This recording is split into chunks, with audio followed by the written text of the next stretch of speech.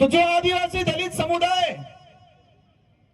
आज अधिकारी बन के, नेता बन के, टाई पहन के, सूट बूट लगा के और टाई बेल्ट पहन के घूम रहा है, अगर वो जयपाल सिंह मुंडा और अंबेडकर साहब नहीं होते तो आज उनके आगे तो हांडी होती और पीछे झाड़ू लगाया हुआ होता। संविधान ने हमें दिया है। और आज जयपाल सिंह मुंडा के लिए कहते हैं कि जयपाल सिंह मुंडा तो ऐसे ही था, संविधान में बकवास करता था।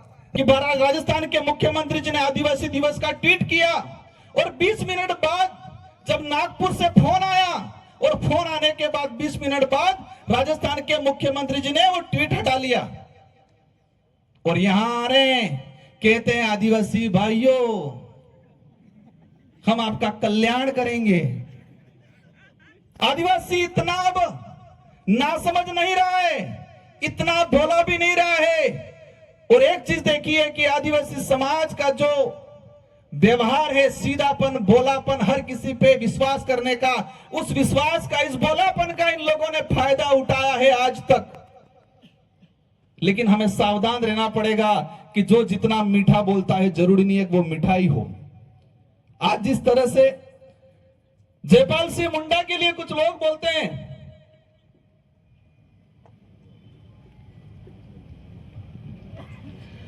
आज जिस तरह से जयपाल सिंह मुंडा, मैं एक बात बताना चाहूंगा, भारत का देश के संविधान निर्माण में बाबा साहब अंबेडकर जो आदिवासी दलित पिछड़ों के अधिकारों के लिए, समानता के लिए, इस देश में स्वतंत्रता के लिए जो प्रावधान किए, और विशेषकर जयपाल सिंह मुंडा जिन्होंने विशेषकर आदिवासी समाज के हक अधिकारों के लिए, उनकी पहचान के लिए संविधान सभा में अगर मजबूत पैरवी नहीं की होती तो जो आदिवासी दलित समुदाय आज अधिकारी बन के, नेता बन के, टाई पहन के, सूट बूट लगा के और टाई बेल्ट पहन के घूम रहा है, अगर वो जयपाल सिंह मुंडा और अंबेडकर साहब नहीं होते तो आज उनके आगे तो हांडी होती और पीछे झाड़ू लगाया हुआ होता।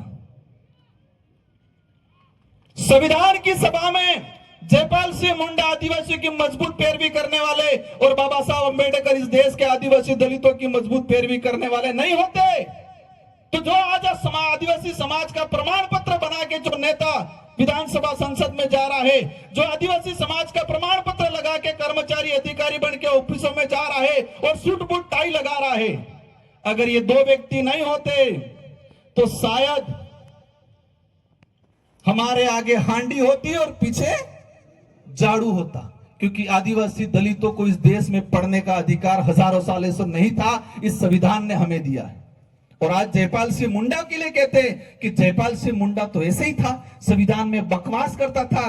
राजेंद्र प्रसाद जी ने बोला था, मैं इस मंच से खुला चैलेंज करता हूं, एक नेता का मैंने भाषण सुना था जयपाल सिंह मुंडा के लिए, और संविधान की अधिकतर पूरी डिबेट हमने पढ़ी कि कहीं पर भी राजेंद्र प्रसाद जी ने यह नहीं कहा था जयपाल सिंह मुंडा को कि आप बकवास करते हो।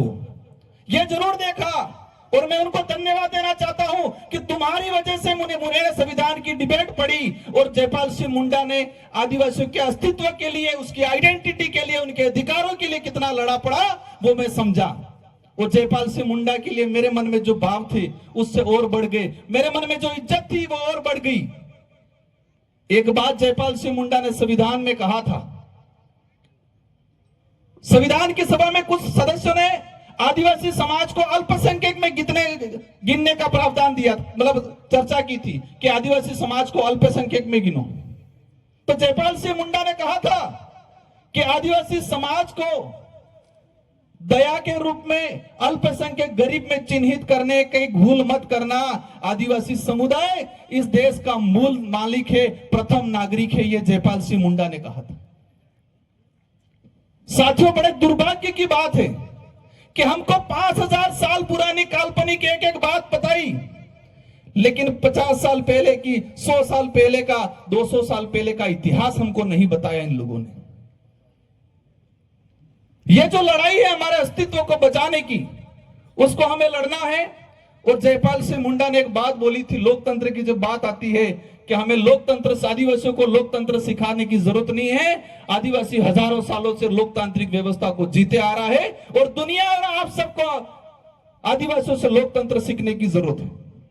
साथियों, जिस तरीके से हम आज देख रहे हैं, और मैंने एक बात पे गौर किया, एक ऐसी विचारधारा है इस देश के अंदर, और वो विचारधारा आदिवासी हो, दलित हो, किसी भी वर्ग का गरीब व्यक्ति है, किसी भी समाज का जो मानवता में विश्वास करता है, वैज्ञानिक दृष्टिकोण रखता है, उन सबके लिए घातक है।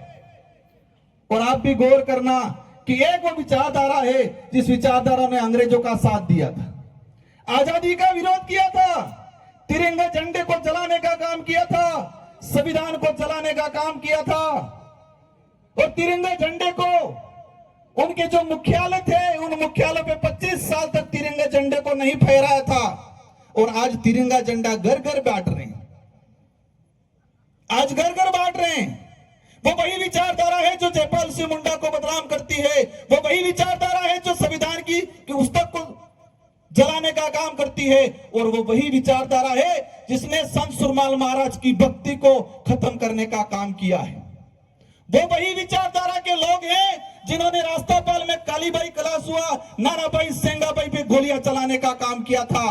वो वही विचारधारा है जिस विचारधारा ने गोविंद गुरु के महाराज के नेतृत्व मानगढ़ में हमारा आंदोलन हुआ, बिलराज कायम करने को, उसको खदेड़ने में सहयोग करने का काम किया।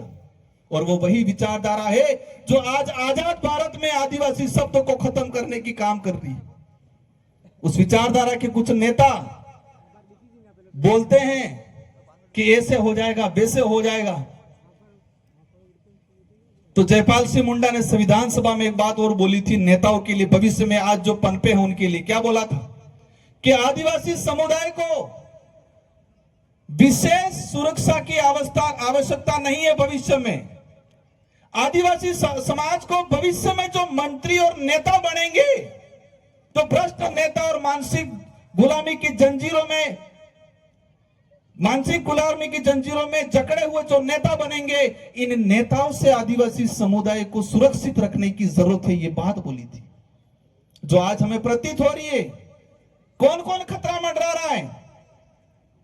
साथियों, मैं अंतिम एक टॉपिक पे बात करके मेरी बात को समाप्त करना चाहूंगा कि मानगढ़ का जो इतिहास बिलराज कायम करने का, 1913 में 1500 हमारे भाई मर गए, और इसी इतिहास को खत्म करने का काम एक नेता ने किया, पत्र लिख के, और हमारी राजस्थान पाठ्यक्रम की पुस्तक से उस इतिहास को हटाने का काम किया।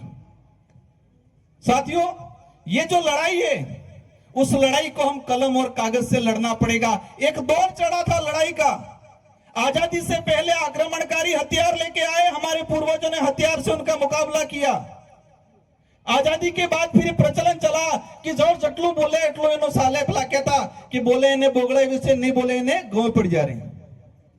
अब दौर आ गया है कलम और कागज से हम पे आक्रमण हो रहा है, कागजों में मारा जा रहा है। कुछ लोग कहते हैं एट्रोसिटी, छुआछूत खत्म हो गया। बिल्कुल, टचेबली जगह था वो खत्म हो गया, कागजों और कलम का खत्म नहीं हुआ है। कुछ लोग रहे ऐसे। इस आदिवासी इलाके में रहने वाले प्रत्येक वर्ग का हम सम्मान करते हैं, और कई लोग हमारे साथ जुड़े हुए हैं जो वैज्ञानिक दृष्टिकोण रखते हैं, जो मानवता में विश्वास रखते हैं, लेकिन जो मनुस्मृति को फॉलो करते हैं वो आज भी ऊंच नीच की भावना रखते हैं। हम चाहते हैं इस इलाके में रहने वाला प्रत्येक वर्ग वैज्ञानिक दृष्टिकोण और मानव को इंसान समझे, समान समझे। उस भावना से हमको मिलजुल के रहना है, और गोविंद गुरु महाराज का, संत सुरमाल महाराज का, हमारा पुरखों का जो बिल प्रदेश कायम करने का जो सपना था, उसको पूरा करना है अपन सबको मिलके। और बिल प्रदेश कोई हमारी अकेले की लड़ाई नहीं है, मेरे अकेले की, अपने अकेले की नहीं है। इस लड़ाई को लेके कई नेताओं ने, पूर्व में भाजपा के भी थे, बीजेपी के थे, उन्होंने भी उठाया। नंदलाल जी को याद करना चाहूंगा, उन्होंने उठाया। दिलीप सिंह पुरिया मध्य प्रदेश, उन्होंने उठाया। सोमजी भाई डामोर गुजरात के थे, 4 से 5 बार के सांसद थे, उन्होंने बिल प्रदेश की लड़ाई को लेकर बात रखी। इसलिए इस लड़ाई को हम सबको मिलकर लड़ना है। अंतिम कहना चाहूंगा, आपको क्या करना है? हमारे बच्चों को पढ़ाना है, अच्छी शिक्षा देनी है। मैं समझ रहा हूं आदिवासी इलाके में स्कूलों के हालात खराब है, भवन नहीं है, टीचर नहीं है, और जब टीचर पढ़ा रहा था उन सबको ट्रांसफर करने का काम किया है। हम कोशिश करेंगे, हम जनप्रतिनिधि है, लेकिन फिर भी विपरीत परिस्थिति में आप सबको मिलकर हमारे बच्चों को पढ़ाना है, नशे पत्ते से दूर रखना है। बाकी ये चीजें नहीं करेंगे तो हम गर्त में चले जाएंगे। इन्हीं शब्दों के साथ आप सबको धन्यवाद, आभार। एक अनुरोध करना चाहूंगा, मेरे दो साथी हैं विधायक जी, हमारे जिला अध्यक्ष जी, 3 से 4 और ये 2 सांस्कृतिक कार्यक्रम बाकी हैं। और ये विश्व आदिवासी दिवस त्योहार है, कोई एक दिवस नहीं है, एक